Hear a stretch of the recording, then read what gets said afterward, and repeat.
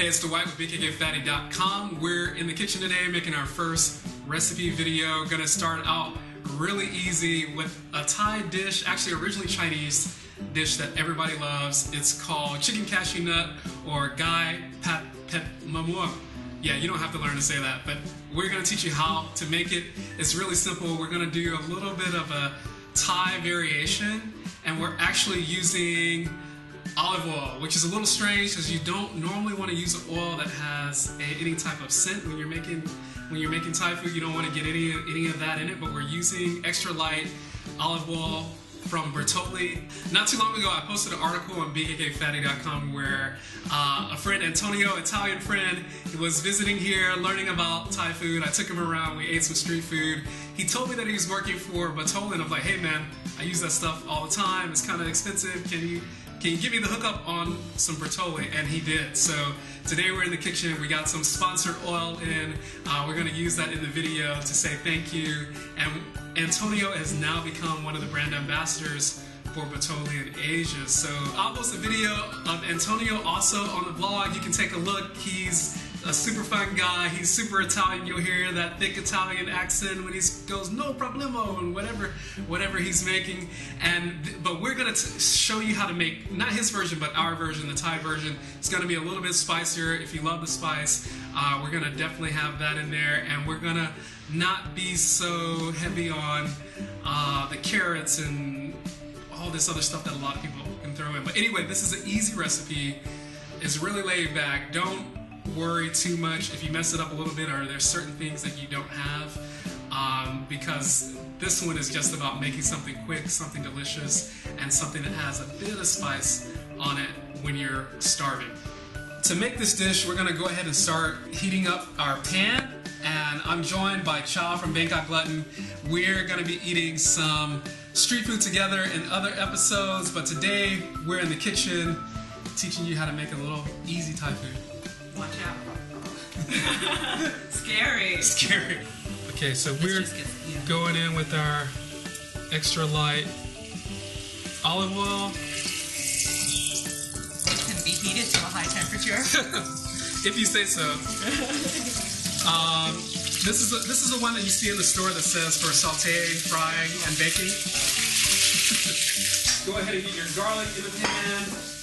And then what we've got is a mixture of our onions, our bell peppers, and banana peppers. If you don't have the bell peppers or you don't want to spend money on them because sometimes they can be quite expensive, you can actually go with any kind of peppers, especially if you want to spice it up. The main thing is we want to add some color to this dish. We want it to be both appealing to the eye and to the tongue. This will take a little while to soak up some of that oil. Okay. And are we mainly looking for it to change color? Yeah, I'm looking for it to turn golden brown. Okay. It'll take about 5 minutes. And once it's golden brown, that's when we're gonna start adding our chicken? Yeah. Right, so our chicken has already been marinating. We've got it in a little bit of sesame oil and a lot of bit of prik, which is the spicy Thai chili jam. Love that stuff. It's what adds the heat to tom yum. It's what adds the heat to everything. Everything. All of these dishes. Even on toast. Even on toast. Even on toast, because roasted chili paste is delicious. Thais are addicted to spice. They're pain-seeking masochists. They are masochists, obviously.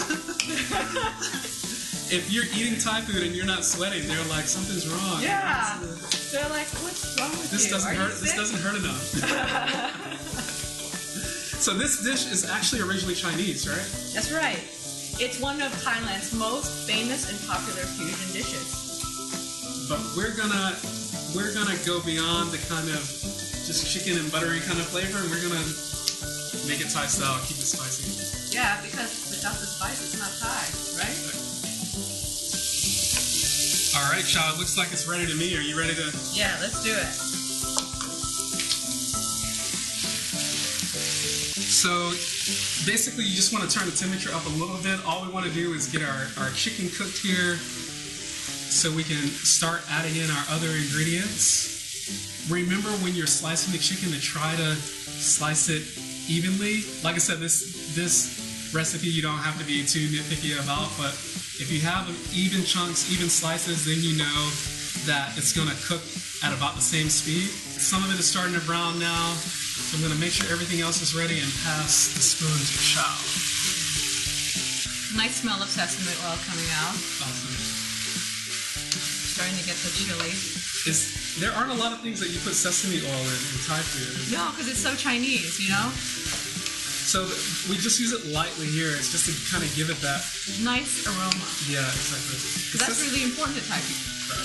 So our chicken is ready. We're just going to start getting some of these sauces in here. We've got fish sauce. We've got oyster sauce. Soy sauce. Oh, you can see that's the oyster sauce, nice and thick. What makes it really Chinese. Got a little bit of palm sugar. Which makes it really Thai. And how about a handful of cashews? Yeah. So I love cashew nuts. These cashew nuts are already pre-roasted. Nice. But if you do get the raw ones, all you have to do is toast them in some oil. Should we add this? Make it a little spicier? Yes, of course. Okay.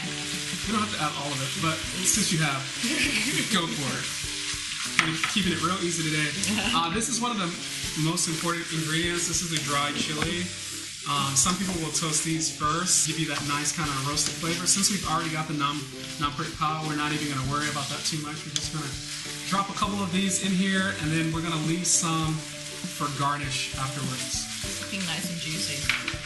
Spring onion, are you ready for that? A little bit of spring onion. And then there's not a lot of people doing this, but we're going to add a little bit. I think it gives a nice flavor to the sauce. This is, of course, Sriracha sauce. I love it. So there's plenty of heat in here.